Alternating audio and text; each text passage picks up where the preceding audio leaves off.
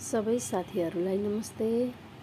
आज म चाहिँ धूप बटारे धूप चाहिँ आफ्नो घरको युजको लागि बनाउन गइरहेछु।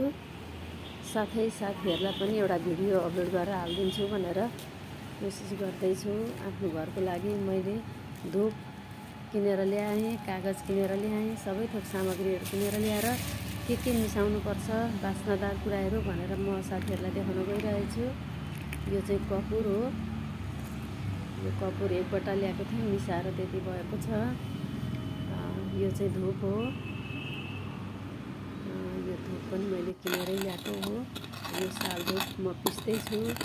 मैले चाहिँ सालधूप पनि किनेर ल्याएर, कपुर किनेर ल्याएर मिसाउने, आफ्नो घरको लागि मिठो बास्ना आउने चिज के हुन्छ त भनेर आफैले किनेर ल्याएर मिसाएर गरेर चाहिँ म साथीहरूलाई देखाउँदैछु। आफ्नो आफ्नै इच्छा हुन्छ हैन। त्यस्तै गरेर आफैले मिसाउन सकिन्छ, आफैले आफ्नो घरको लागि बनाउन सकिन्छ। यो सालधूप पिसेर मसिनो पारेर म मिसाउँदैछु।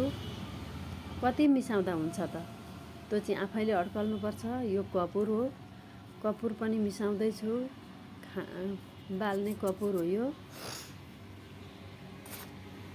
अब सालधूप र कपुर मिक्सगर गर्दैछु म धूपमा। आफ्नो घरको युजको लागि एकदमै राम्रो हैन। मैले चाहिँ अगरबत्ती बाल्न छोडेको 2 वर्ष जति भयो। हजुरहरू पनि यसै गरेर आफ्नो घरको लागि बनाउन युज गर्न सक्नुहुन्छ। किनेको बटारेको धूप किनेको त फारू नै हुँदैन। मैले चाहिँ यसै गरेर किनेर ल्याएर आफै बाल्ने गरेको छु।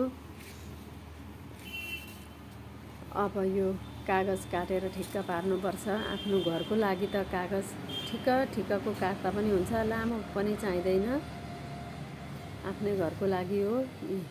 कागज यसरी काट्दैछु म चाहिँ यसै गरी जान्दछु।